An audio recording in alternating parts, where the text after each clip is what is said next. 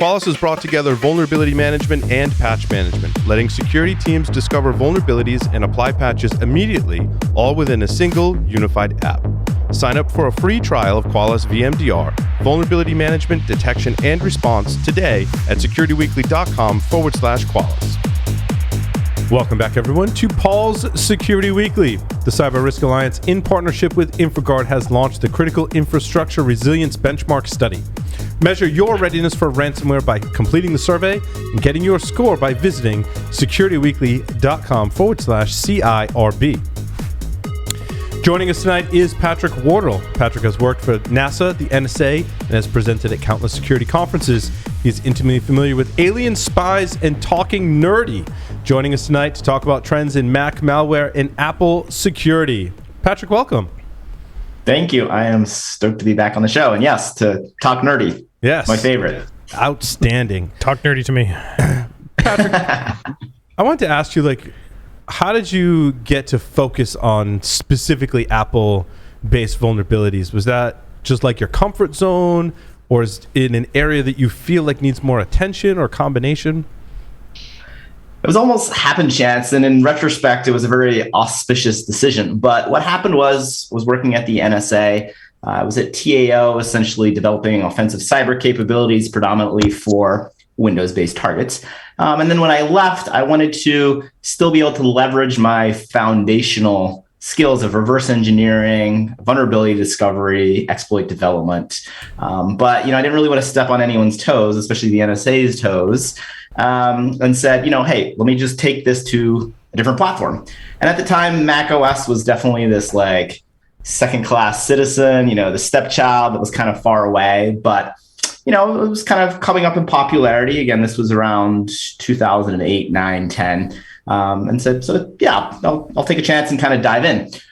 And so that was really just kind of the reasoning why I really began focusing on that platform. And then as I dug into that more, I realized there was a lot of interesting vulnerabilities here, a lot of interesting research to be done. And, it was something that many other security researchers weren't really digging into. So I was like, cool, I'll hang out. And then also, in terms of developing the Mac security tools and the anti-malware stuff I work on, I had a similar story where I had a friend who was actually a surfboard shaper, and he said, "Hey, Patrick, my system is hacked. You do computer stuff. You can help me. As we all know, right? Anytime you do computer stuff, you become the IT fix-it person for friends and family. Apparently, friends and family help desk." Exactly. It's a cross we must all bear. Mm-hmm. And I said, sure, yeah. So I came over to his house and he had a Mac. And I was like, man, this was Windows. I would download and run, sysinternals auto runs to see what's been installed, perhaps maliciously or surreptitiously. And, it looked like it was adware on his system. But I honestly didn't even really know where to begin to start looking. And so I said, you know what? I'll be back. Ran home, did some research, and wrote this little script that would enumerate persistence locations for macOS, because there really was no auto runs utility at the time for macOS, which again was really surprising to me. So I took that back to his house, ran it, uncovered a bunch of adware, was able to clean his system and score a really sweet deal on a custom surfboard. So sometimes being a nerd does pay off. There you go. That's awesome. That also remised me of Josh Wright. We'll hack for surfboards. Sushi. I like that. I should put that on a t-shirt. Yeah. But again, that was just kind of an interesting eye-opening experience where I was like, wow, there's definitely a need here. And I have some skills that I think I can apply here. And so those two experiences really what kind of got me stoked on macOS. And in some ways, the rest is history. Nice. I want to ask you about TAO, but I don't want to ask you about TAO because I don't want I don't want you to get in trouble for anything. And as I know, interviewing folks from the no such agency, you talk about what you feel.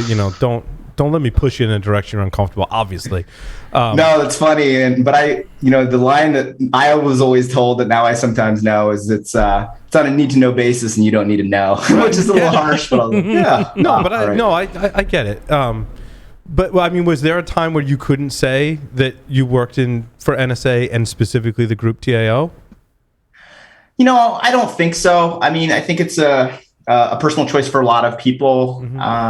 It's really more the rules and regulations are you can't really disclose your sources and methods. But I think, and especially recently, saying you were gainfully employed there is acceptable and understandable. And I think actually something that people who do work there, again, if they're comfortable with this, should proudly wear as kind of a badge of honor. And honestly, in terms of recruiting, right? If you have done a stint at the NSA, I think you're immediately incredibly employable because you really get this unique insight into understanding how a sophisticated adversary performs offensive cyber espionage operations, which is really helpful then for defending defense capabilities, for example, to protect American interests. And also, before I was in TAO, I did some work on kind of the NTOC side of NSA. I'm not sure if it's still called that, but the defensive mission, analyzing malicious code and exploits used against DoD systems. And that was really eye-opening and, again, just invaluable for career building and knowledge. So again, I think people who work at the agency and leave have a really unique skill set. And I think, they can leverage that, in beneficial ways, for example, to find new jobs and ensure they're pretty much always going to be in demand. Yeah, I feel like the vibe that I get is that a lot of people do a stint, and I think the reason that they leave is due to bureaucracy. But I don't want to discourage people from working for the government because we need people in the U.S., doing that mission, essentially. Was that some of your reasons for leaving, basically bureaucracy? Yeah, I mean, I hit the nail on the head. It's, we had this kind of this small team we developed to go after, let's say, some of the NSA's more difficult targets. It was called the Priority Access Team, or the PAT. I don't know why, but that just happened to be the name. And, we were given a lot of kind of, I don't want to say free range, but a lot of flexibility to kind of come up with creative solutions to, crack some of these targets that previously had proven very, very difficult. And we had a lot of success, but at the same time, a lot of times we were hampered by bureaucracy. And I remember this one example. We were working directly with the director of the NSA, who was like, this is what we need to accomplish, and you have my full approval. And so we designed an operation essentially, and middle management was like, no, this is too risky, you can't do this. And we were just like, but we have approval from the director. And they're like, yeah, no.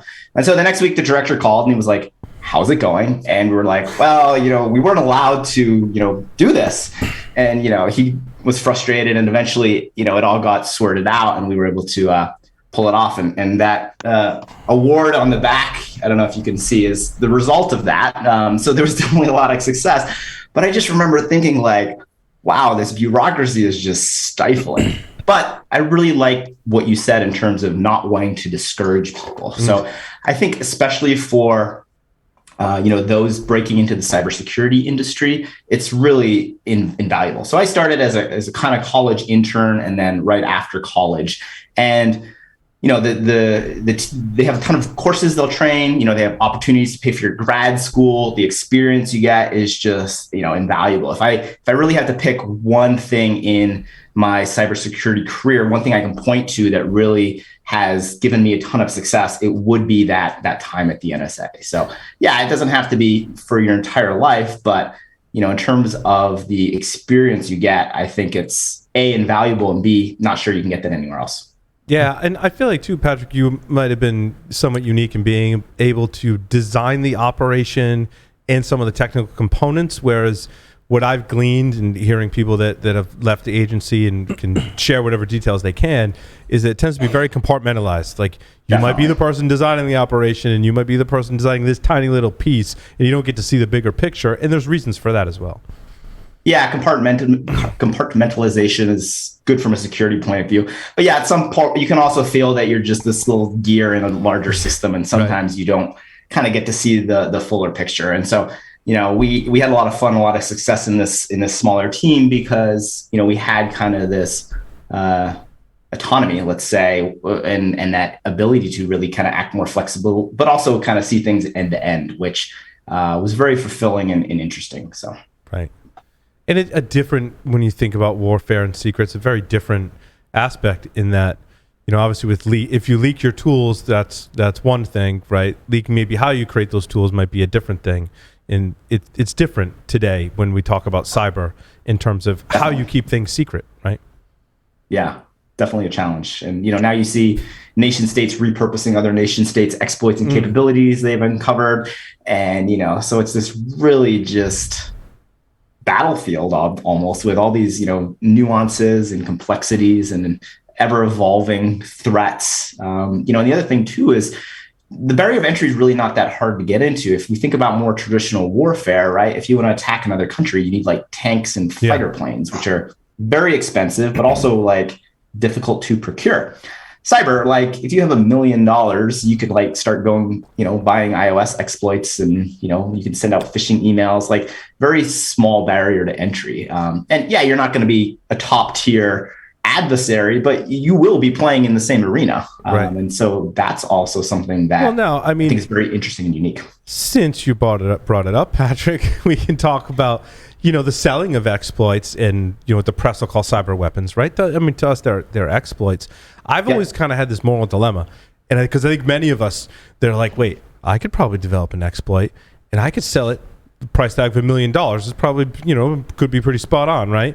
But then I'm like, what are people going to use it for? And morally, I'm not sure how I feel about that. How do you feel about the moral kind of conundrum with selling exploits? And that's I'm a great not question. saying something you do, right? I'm not implying. Yeah, no. I mean, I think it's something that each individual has to answer, and I think it's a spectrum, and there's varying degrees of grayness on that spectrum. Personally, I've never sold an exploit. For me, it's just the moral quandary is difficult. That having been said, I used to work for U.S. government intelligence agency, and I have a lot of friends that develop capabilities and sell specifically to, let's say, U.S. government customers. And so that's something to me that's a little more understandable. The other end of the spectrum, though, you have researchers or hackers selling to whomever, highest bidder. And a lot of times they end up being used in, I would say, inexcusable scenarios where you have certain Middle Eastern governments or even oppressive dictatorships using these offensive cyber capabilities to hack in and spy on human rights activists, women's rights activists, or even their political adversaries.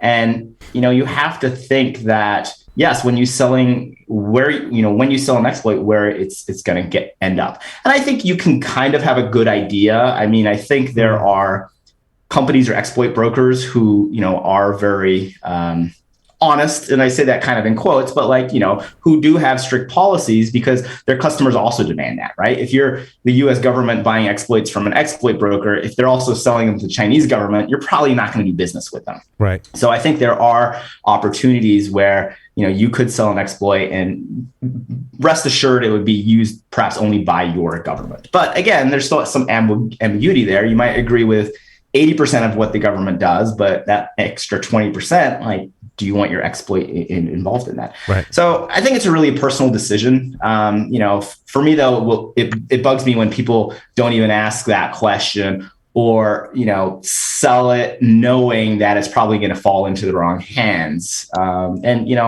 Again, that's a personal thing, but do you think bug bounties have helped kind of reset some of the moral compass, or do you think that the amount that you get for a bug bounty is so disparate from what you could sell it to, for an exploit broker for?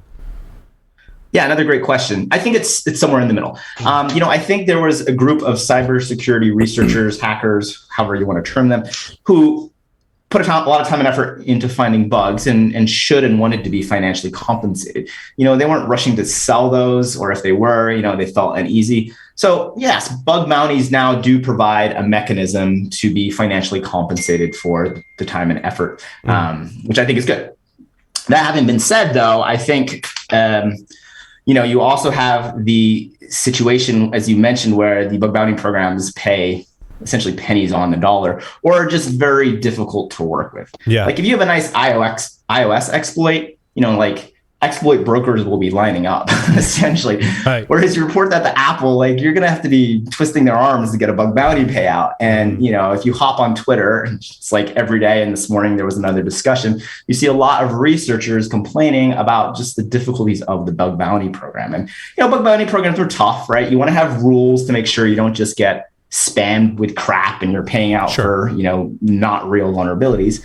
But at the same time, and I'm talking kind of maybe about Apple specifically, like there's no security researcher that is stoked about the program, or at least no vocal ones. You just hear people complaining. So I think that could be improved a lot. And then, yes, it would give researchers another avenue to maybe sell their bugs and be fairly compensated while knowing ultimately it's going to protect the users. That having been said, there's still going to be those who, are going to be working with the exploit brokers who are always going to pay more. And maybe some researchers also like thinking that they're supporting perhaps, national security interests.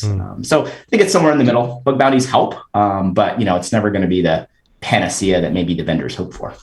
Patrick, you've already established that Apple, sorry, Tyler, that Apple's difficult to work with. And we've certainly seen that in the years covering the show. Right? You go back to, David Maynard and Johnny Cash.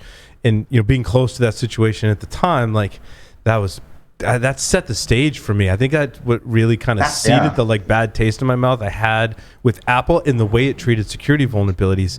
Has it gotten better? And more important, why do you think that's the case with Apple?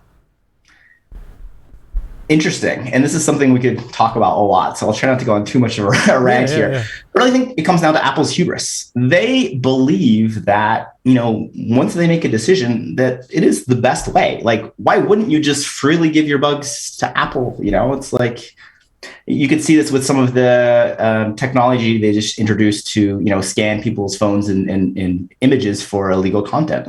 Yep. They pretty much came out and said, wow, we didn't expect this community feedback. And it's like, if you were kind of in touch with the community, this would not have come as a surprise. But Apple is not.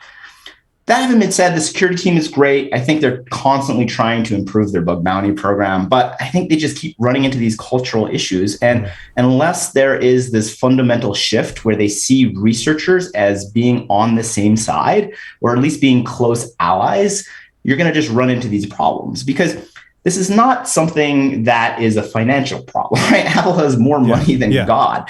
They could come out and make their bug bounty program like a no-brainer, where as soon as you find a bug, you're like, wow, I'm going to Apple.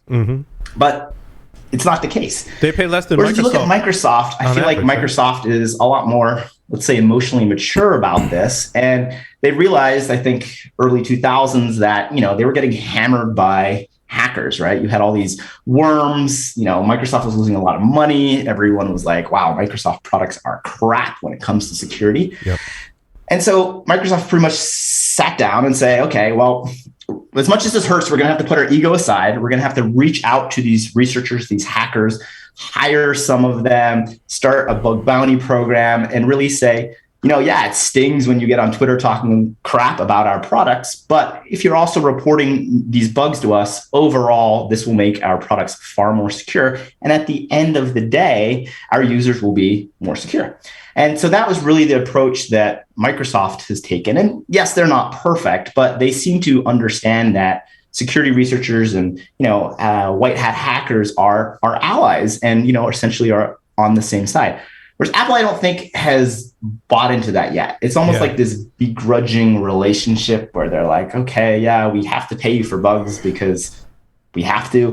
But it's not like their heart isn't in this. And again, this is why I think there is this bad taste. You essentially talk to any security researcher that has dealt with them and the bug bounty program, and they don't have good things to say. And if Apple wants to do something good, they nail it. So it's a little disheartening and disconcerting. And I think goes back to the fact that, just their hubris and their ego continually gets in the way. Right. Yeah. They feel like you're calling their baby ugly. It's kind of the sense and we are, but Microsoft it can grow up to be a beautiful swan. Tyler, sorry, you had a question. No, I was just curious, kind of playing into that from your standpoint. Do you see some of the research starting to shift to, say, Mac and even the attack and threat landscape? You see a lot of the it's still not a large market share by any means, but the attack surface is obviously looking at some of these assets as valuable assets when executives use MacBooks, when we start to see them in a lot of the development dev bro shops. So do you see that shift in that landscape and that research starting to make a pivotal point, or is it still pretty one-sided towards the Microsoft? Yeah, that's an excellent question. I'll caveat that, as I work in this space, I maybe am missing some of the larger picture.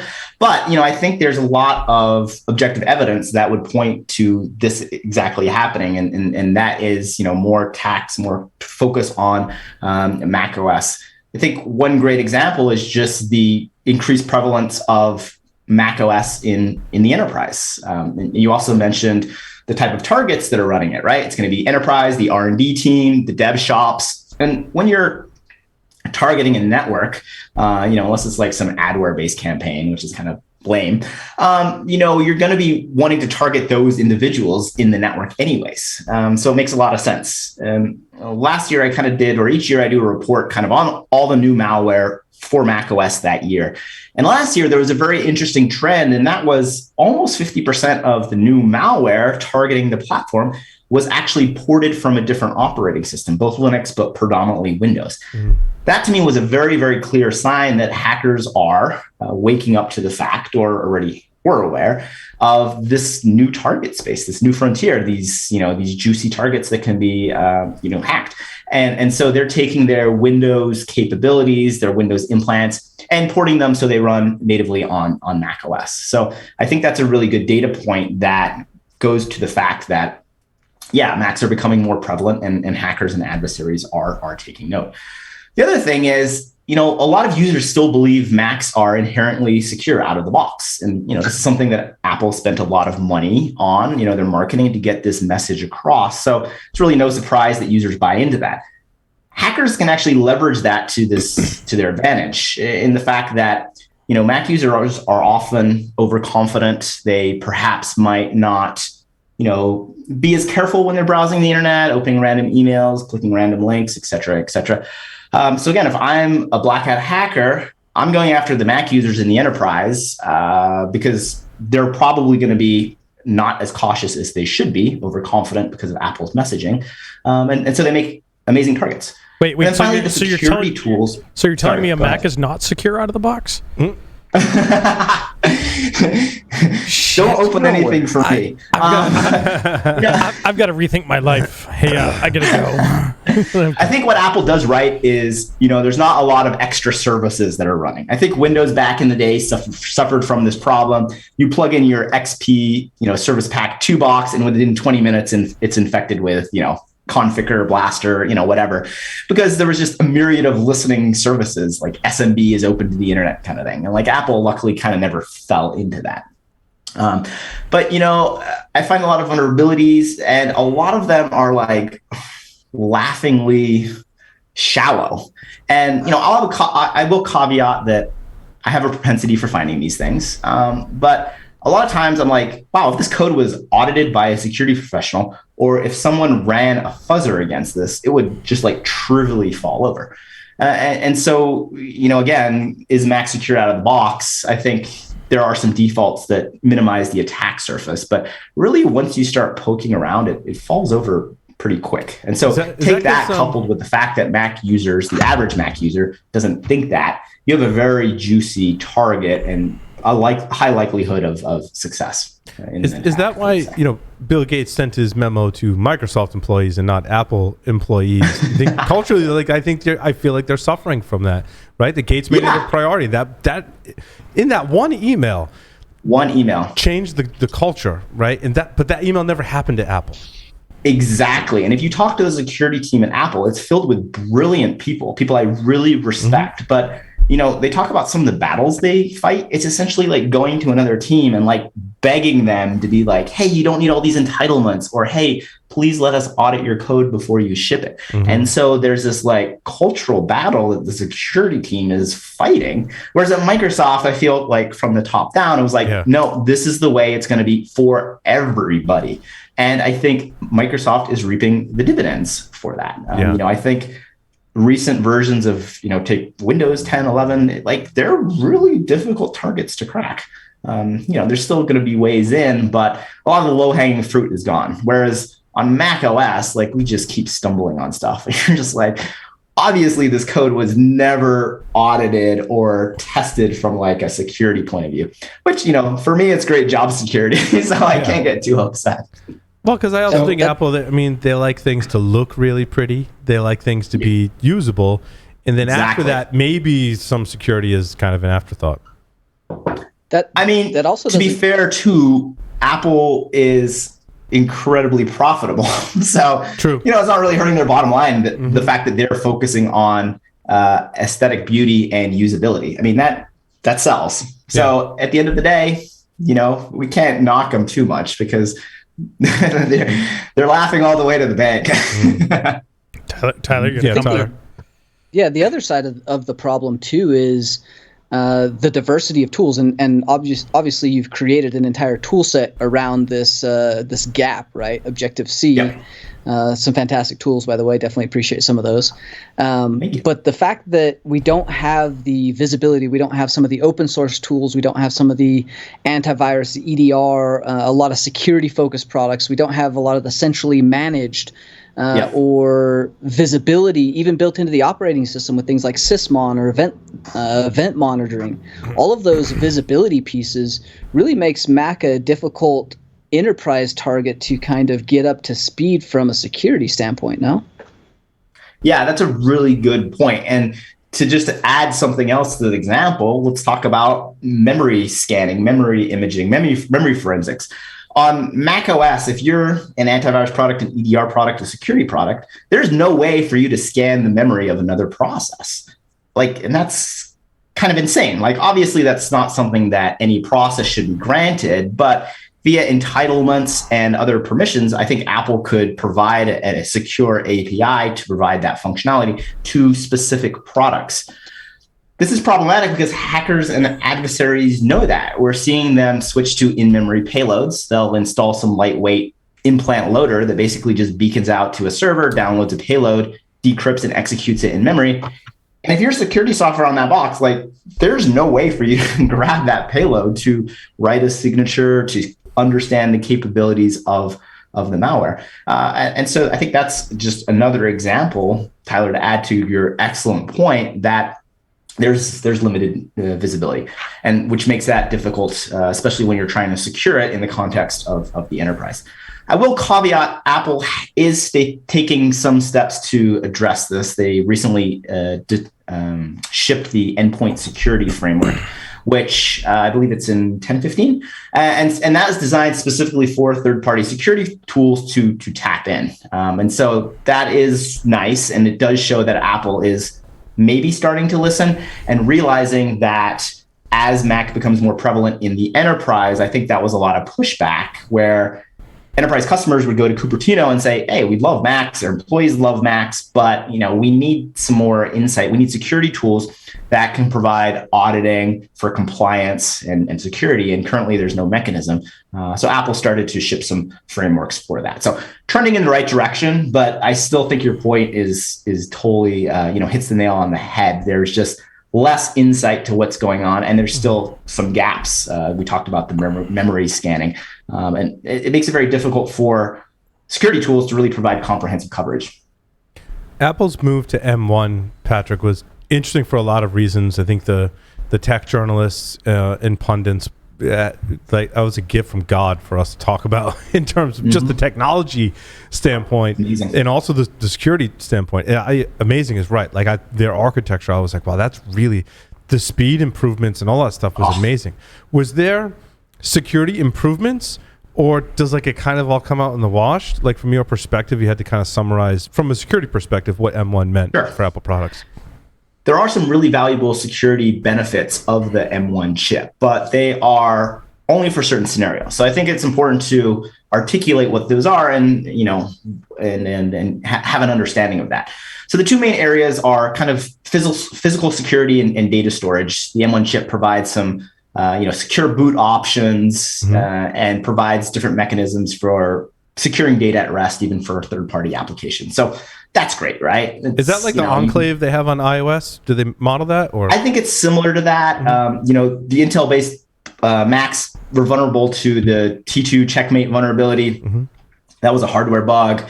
Apple was never going to fix that because it was new hardware, and they were about to ship these ARM-based platform M1 chips. So, kind of that right there is a good example. So, that's good. That's for physical access. So you can feel a little safer about, leaving your laptop in the hotel room, et cetera, et cetera. The other thing is the M1 does have some, it's an ARM-based chip, or runs an ARM-based instruction set, ARM64, ARM64E. And so it does afford various hardware level security mechanisms that can complicate exploitation, specifically remote exploitation.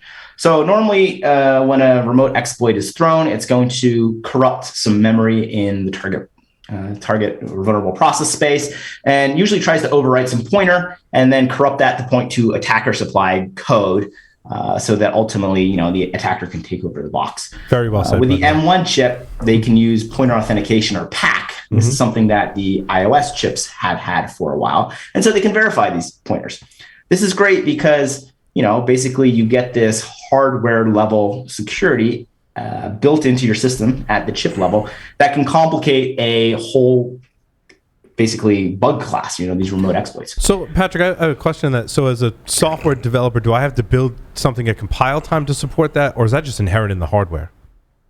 It's both. So my understanding is that, the chip has to, provide the instructions to quickly and efficiently, do these pointer validations. But software also has to leverage them as well. Gotcha. I think, though, that they're mostly implemented in the frameworks and the runtimes that Apple ships. But, if you're running Intel code on an M1 system, it's going to go through this Rosetta translation process. And I'm not sure if you get that pointer protection. I was always questioning that process from security perspective, because definitely. The good news is that we do see it's very easy to recompile your code to run natively on M1. You basically hit recompile in Xcode. Sometimes there's some corner cases and complexities, but Apple has done a really nice job making it essentially transparent for the developer. Wow, that's pretty amazing. Recompile is needed, but you're going to gain a significant speed boost. And you're also not going to have to worry about any Rosetta issues. There were some cases where it would crash trying to translate certain programs.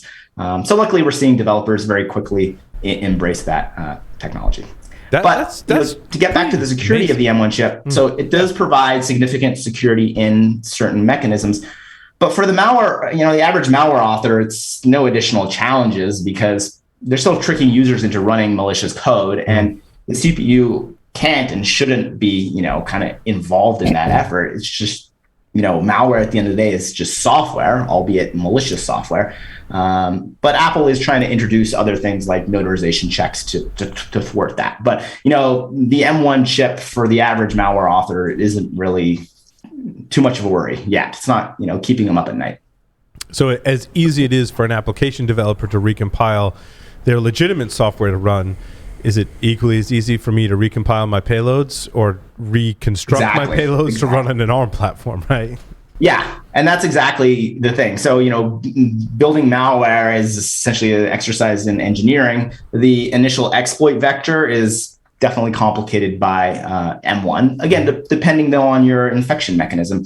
You're sending word macros and users are clicking on those, or emails with malicious attachments that users are tricked into running those.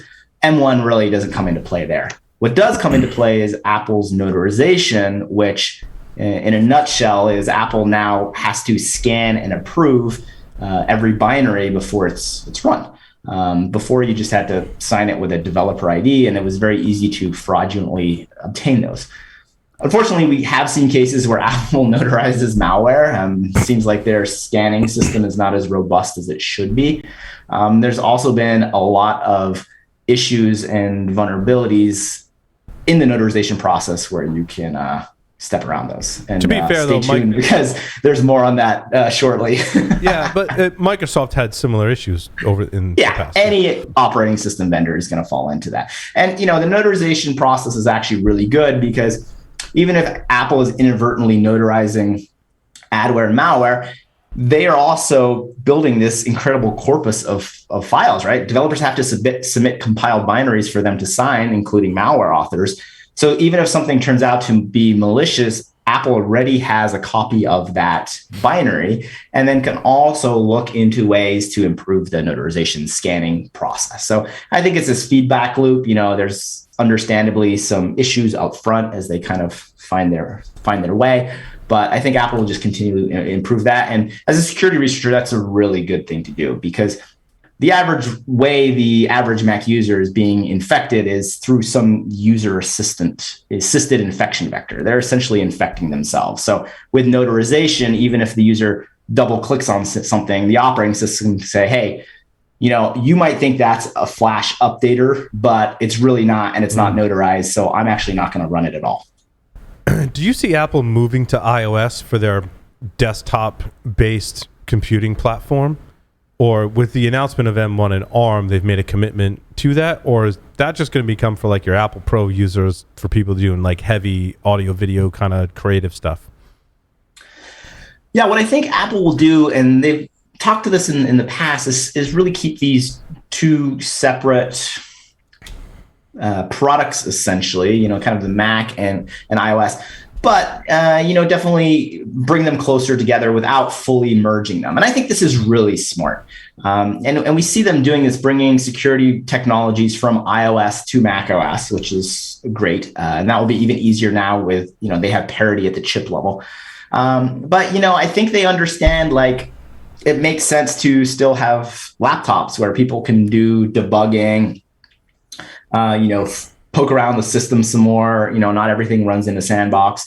Whereas on an iPhone, their model makes a lot of sense there. So, I guess never say never, but they do seem to understand well the value of kind of keeping those separate. And especially, like I said, now since they're so close, they can use this common code base. So there's a lot of overlap, which is good. But they can still keep certain pieces divergent, which, I think for this foreseeable future, that will be maintained.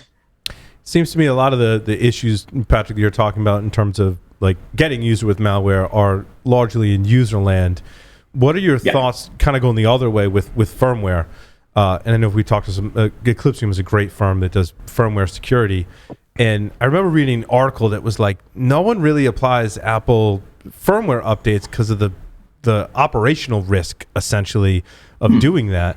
Do you think that there's a really big inherent security risk that we need to start looking at that for Apple devices, or like is userland probably still the greatest attack vector?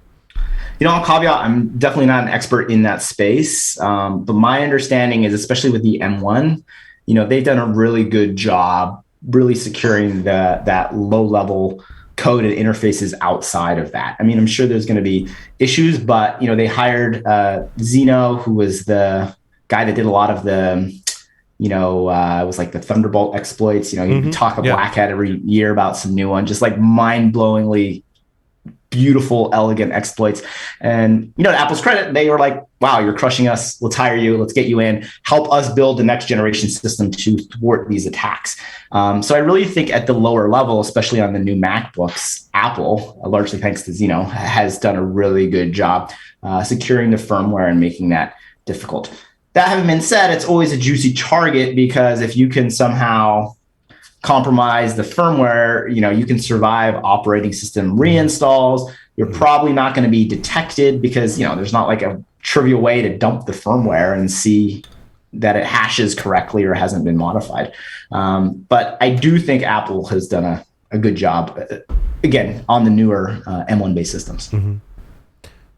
Should we be running in the enterprise and EDR or anti-malware kind of solution on our Mac OS based systems? Yes, 100%. And for me, there's a few reasons. One is just visibility. You want to kind of see what's going on. Two, Apple continually kind of falls short in terms of the built-in security of Mac OS. So we can briefly talk about some of those built-in security mechanisms. You have XProtect, which is basically a signature-based AV system. You have MRT, the malware removal tool, which is how Apple can delete or remove samples that it flags. And then you have things like Gatekeeper, file quarantine, and notarization. So there's definitely some security mechanisms built into macOS. The problem is these are all buggy and time again, like trivial to bypass. So you really can't lean on them or really, assume they're going to protect your systems and the enterprise. There's also no insight into them. So a new malware specimen comes out, like, how do you know if Xprotect has been updated or MRT has been updated to protect against that? You don't. Apple really is silent about this. The only way we figure this out is security researchers reverse engineer the update, take out the signatures, run it against some of the samples and say, oh yeah, Apple pushed out an update. But the updates are silent. There's no communications from Apple. So that's a little problematic. That's a little troublesome. We also see cases where they push out a signature that doesn't match anything we know. And then 2 or 3 later in a different attack, we see that malware being used. And then finally, we as AV and security researchers have a copy so we can develop signatures for our own security products. Again, you're like, Apple, come on. If you really cared about the security of your users and the community, like, you would share these malware samples, at least with the AV companies, so that they can build robust signatures. And a lot of times the AV company signatures are, let's say, more robust than Apple's, who are sometimes based on just a hash or something trivial for the adversaries to change. But I think we're seeing a big uptick of hackers target Macs, especially in the enterprise. And although the baseline security of macOS is decent and improving, adding a security product on top is, to me, really a no-brainer. We'll caveat, though, it's important to not just slap on any ADR or AV product, because what we see a lot of times is companies who have really mature, competent Windows products, security products, want parity on Mac OS because, their customers are saying, hey, we're running 20, 30% Macs now. Like, we want, an EDR product. And they just kind of port it over and say, yeah, you're good. You're like, wait, no. Like, it's way more nuanced than that. Threats targeting Mac OS operate totally differently. Sure, there's foundational concepts like persistence that malware on either platform is going to try to achieve. But you really want something where the company either focuses exclusively or has a long track record of doing Mac specific security tools and research, because it's totally a different beast, and the attackers know that. And so it's really important that the security tools are, equally built with Mac OS in mind. Jeff's got a question. Yeah, Jeff. Yeah, so for a significant portion of the commercial world out there that I run in, which is the PCI community, they are driven in terms of endpoint protection by a pesky little statement that says all operating system types commonly affected by malicious software. In your professional opinion, in 2021, does macOS fall into that category? Yeah, I would say 100%. Malwarebytes recently published a report showing that on their endpoints, so Windows and Mac, the Mac endpoints actually reported more events, including adware, malware, exploitation attempts, and potentially unwanted software.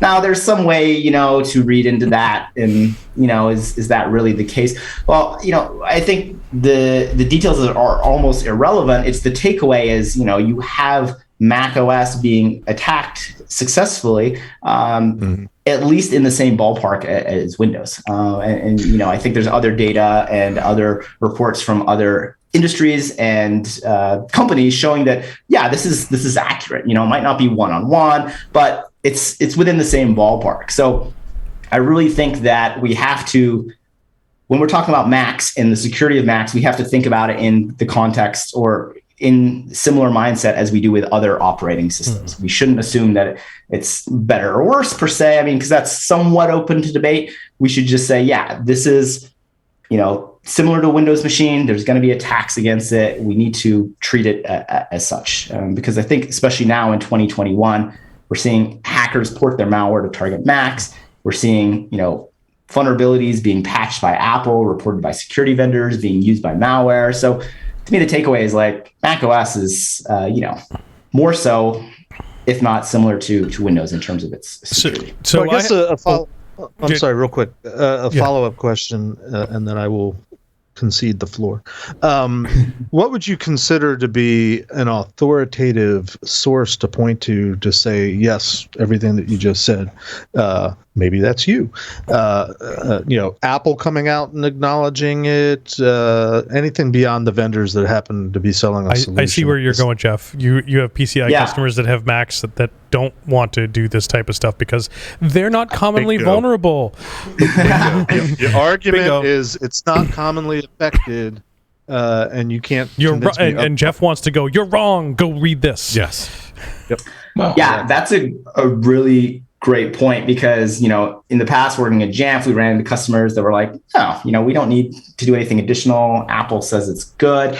And I would point to a few things. One, the fact that now Apple has anti-malware technology built into the operating system that they don't really like to talk about is an admission from the authoritative source that Macs are super susceptible to malware. So the fact that every version of macOS now has a signature-based AV product built in, it's a sucky one, but it does reveal that Apple was like, wow, we're getting targeted by malware. Also, the fact that they added MRT, the malware removal tool. Again, I would think that it'd be hard to justify saying Macs don't get malware if Apple didn't ship that. So I think that's one good example. You can see what Apple is doing. And then I think the AV companies, even though they have financial stake in the game, they're still publishing a lot of really good research that I think can be pointed to. The Malwarebytes example, where they're like, hey, these are the events we're seeing on our Windows and Mac endpoints, and the Mac ones have more. Like, interpret that how you want, but that's an interesting data point that they're kind of transparently making available for people to draw conclusions from. Lee, I've got one, but I will use the. Oh, never mind. I was going to say, I would also add to that the fact that almost every offensive toolkit, paid and or free, and or shady or open source, now supports OS X as a primary target implant. Great point. Has a full capability with inside of them. Man, you can tell Tyler's age. It's no longer called Mac OS X. It's called Mac OS. Oh boy! But I think run the into other a lot thing, of OS X in your assessments. Well, maybe that's why it helps him, right? You look at exploit brokers; they're offering to buy Mac OS vulnerabilities at decent prices. Not iOS prices, but. So that also shows that there's a market share for advanced adversaries developing offensive cyber capabilities to that. So I think that's just another data point. If someone is unsure about the threats faced by Mac OS users. Looks like Lee. Then so I got one. I actually kind of had a two-parter. One is, I think also if you look at the security bulletins that come out with the updates for Apple, where they list, the 34 to 50 CVEs in an update, that's pretty significant with the sources of where they came from. A number of them come from like Project Zero and other resources. And then there's that crazy researcher that comes up a lot, Anonymous. I don't know, that's some weird hacker handle, I guess. The second part of my question was to ask you, have you been able to find a path to get something you found into that list so we would see you attributed there? Yeah. So first part, definitely that's a really good point about looking at the security bulletins that Apple publishes, because there's, every one they come out is like riddled with a ton of highly impactful security bugs, a lot of them remotely exploitable, a lot of them impacting core components of the operating system. Now Apple is adding, we've seen exploited in the wild. And I think that's a good thing, because it, again, reiterates the point that adversaries are targeting and successfully targeting macOS, sometimes with sophisticated exploits. I have reported bugs to Apple in the past, and generally they assign CVEs. Sometimes I have to go back and I'm like, hey, I saw you patch this. Can I at least get a shout out? Because you're not giving me any money. And they're like, oh yeah, I'm so sorry. This happened like 3 or 4 times. I was like, guys, come on. No more CVEs for you. Yes, but there are a handful of CVEs attributed to me. The funny thing is that of the CVEs I've reported, I would say roughly half of them are similar to other vulnerabilities, either ones I reported or other security researchers have reported, where the patch that Apple has employed is insufficient. And this is, again, incredibly frustrating. You have a security researcher, even myself, reporting a vulnerability. Apple patches the one very specific code path without fixing or addressing the more systemic underlying flaw. And I get it. Sometimes that takes a lot of re-architecting, and it's a lot of work. Especially, I like to focus on logic flaws or kind of architectural flaws. Frustrating though, because they're like, yeah, we patched it, you're good. And you're like, well, if I change these 2 bytes, I can re-trigger the same flaw. And the good thing is then you get another CVE. But again, it's a little disheartening to see that was their approach. I don't know if they're better at it now. But for a while, it was like, basically every time I reported a CVE, I was like, I know I can get 2 out of this because they're going to mess up the patch. So clearly, coming out of the Macs are invulnerable, mindset at the beginning of the show, back when we started seeing this under Windows, it was you had an AV product, and you had a Windows firewall product, and you had some full disk encryption and all that type of stuff. And we've evolved with Windows. We've got our full endpoint protection suite. It sounds like some of that is still the case for the consumer, maybe not the enterprise. And what does that landscape look like, and who are the good players for an EDR from that's a great question, because as you mentioned with Microsoft, we really have seen them kind of dive into security in the sense of providing security products. They also do that with enterprise products. Apple kind of takes this other approach that says, hey, we're going to build great hardware and a good operating system, but we're going to defer to that. I think looking at like how Macs are managed in the enterprise, right? There's like MDM providers that are third-party providers that have really close relationships to Apple, where Apple's basically said, hey, we don't want to, do this ourselves. We'll hand it off to you. We'll push customers your way. And it's great. It works out well for everyone, I think. And, keeps Apple from having to develop enterprise software, which is probably something they don't want to do anyways. In terms of, the EDR products and kind of my favorite, I really think, as we talked about earlier, it's really important to look for ones that make macOS a priority or fundamentally understand that it's totally different. Yes, there's some foundational concepts that apply, but the infection vectors, the persistence mechanisms, the payloads, the privilege escalation paths, totally different. I mean, it's a totally different operating system. I'm a big fan of Jamf Protect. I will caveat that I used to work at Jamf and I wrote that product. But the cool thing about it, it was derived from a lot of the same technology from the free open source Objective-C tools, which have now been around for 5-6 years, and I think have proven themselves in their abilities to detect new malware. They're more behavioral based. So even if Apple has notarized something or the malware has been recompiled, the system can still pick that up because it's more triggering on that. Jamf also does Mac specific stuff and has always. So they're definitely kind of experts in that space. Again, I am biased, but I think that is still an objective statement. If you're interested in an enterprise security product, check out Jamf Protect. How's that for a sales pitch? So what about for my mom, who may not be an enterprise?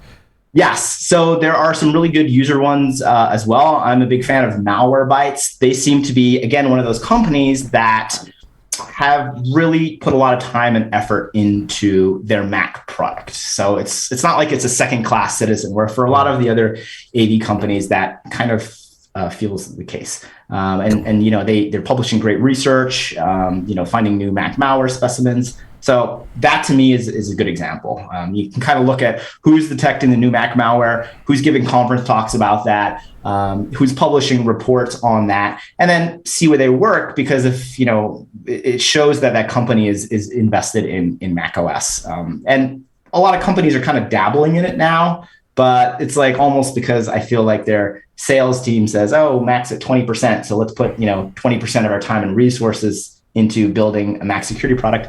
Like, you really don't want to be running a security product that was, a 20% investment. You want kind of all in, I would argue. Okay.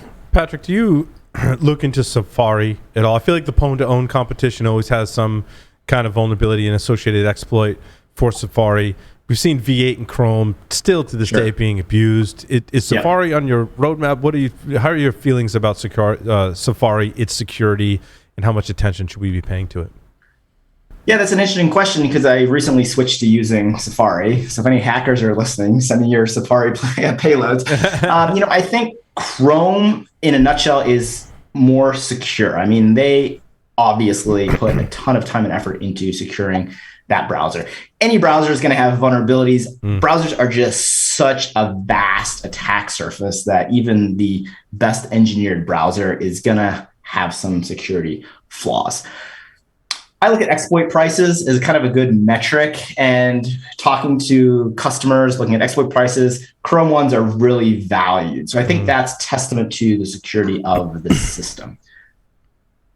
Why did I switch to Safari? From a privacy point of view, it was really a no-brainer.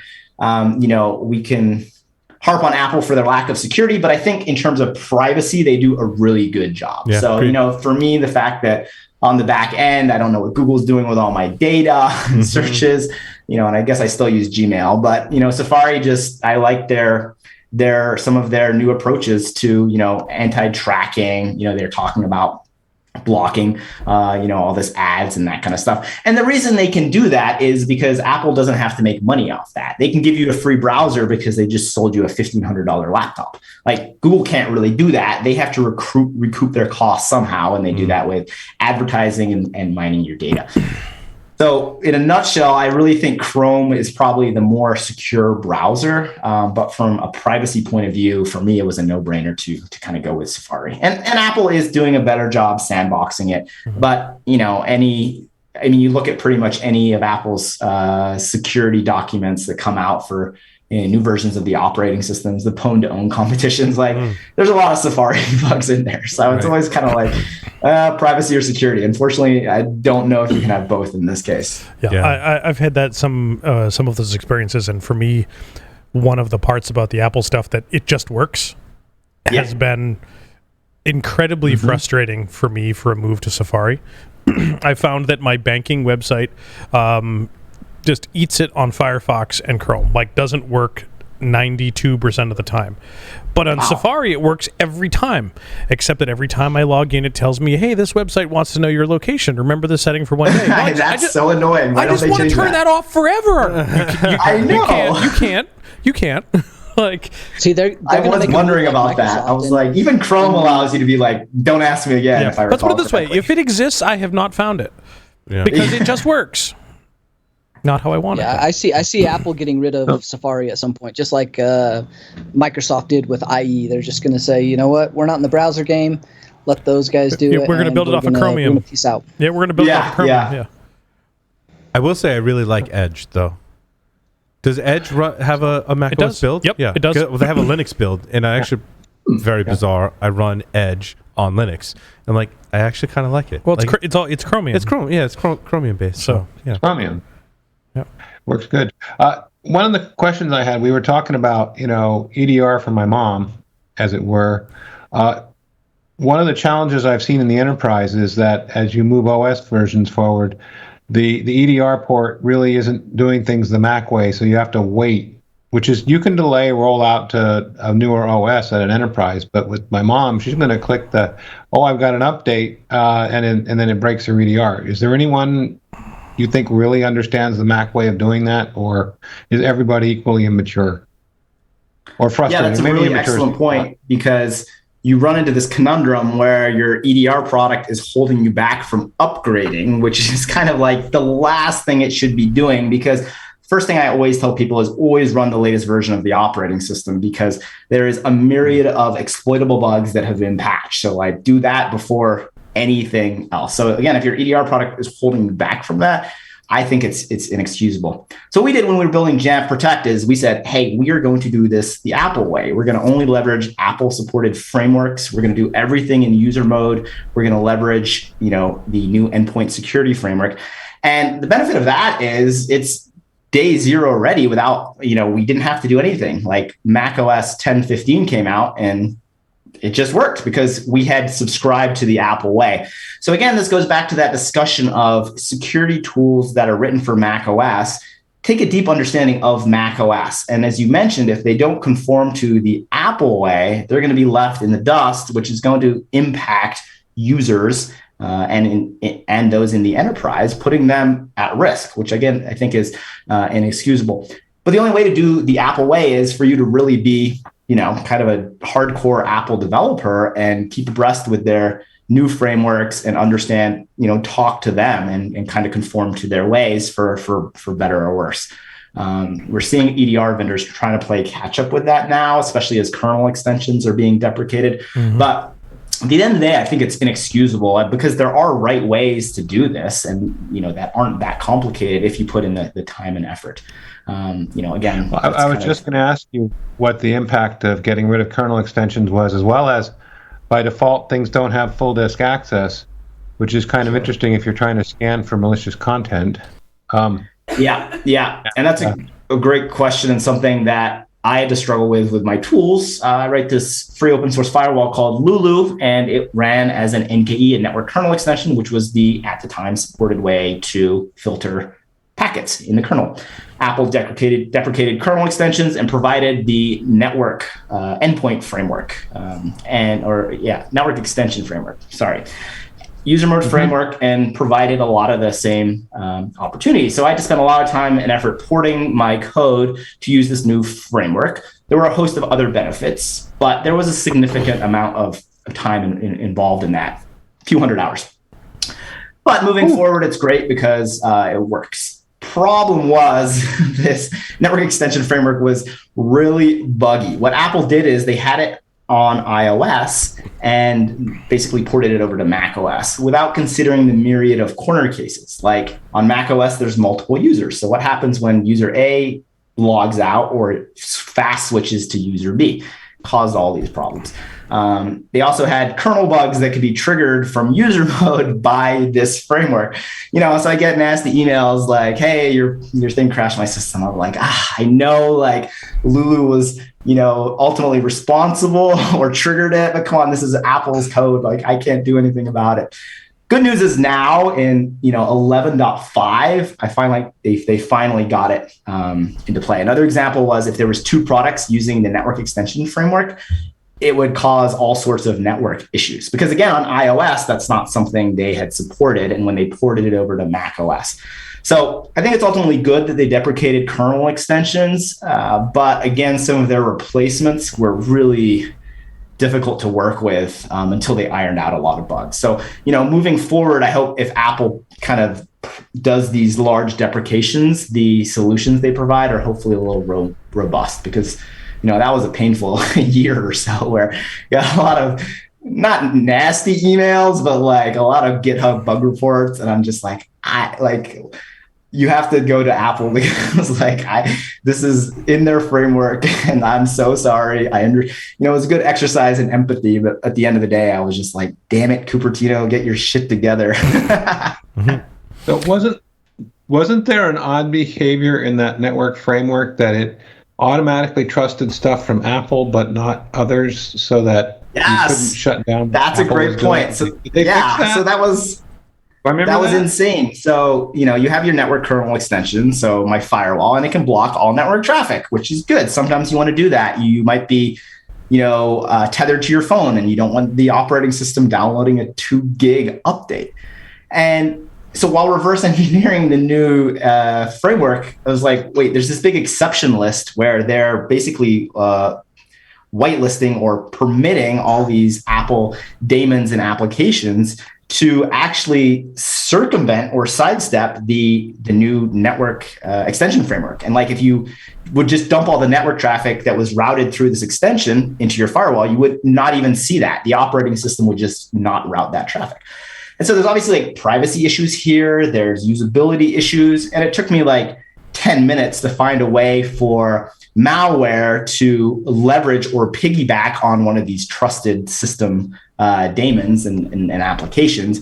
So for a time, it like made any third-party firewall essentially useless because malware could simply, circumvent it by leveraging Apple's exception list. So luckily, we made a lot of bad press, and that's the one thing that gets Apple to change their mind.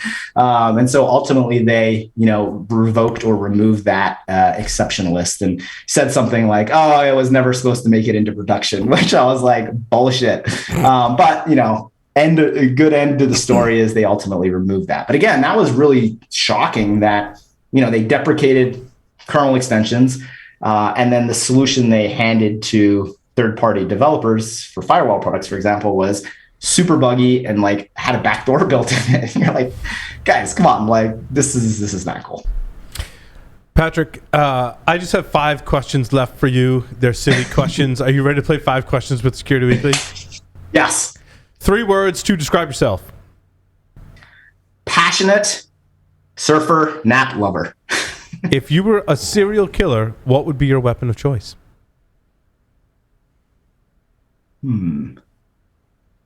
I would say a sniper rifle. If you wrote a book about yourself, what would the title be? Talking Nerdy. Your favorite hacker movie? Ooh, I'm going to say Swordfish, and I know people are going to talk shit about this, but it's so entertaining. Yes. I like movies for entertainment. I like movies for entertainment, so that's cool. It's good entertaining. And ready, watch this. Go ahead. Choose 2 celebrities, not 3. 2 celebrities to be your parents.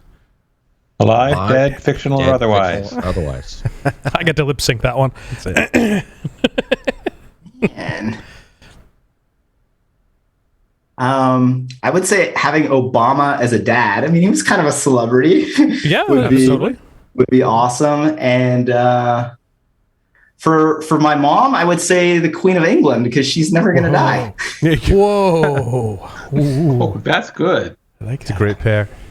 Patrick, thank you so much for appearing on Paul Security Weekly. I greatly enjoyed the conversation. It's awesome. Thank you again for having me on. It's great to chat with you. I think we covered some super interesting topics. Great questions. Love to be back anytime. Awesome. Thanks so much, Patrick. With that, take a short break. Come back with the security news for this week. Stay tuned.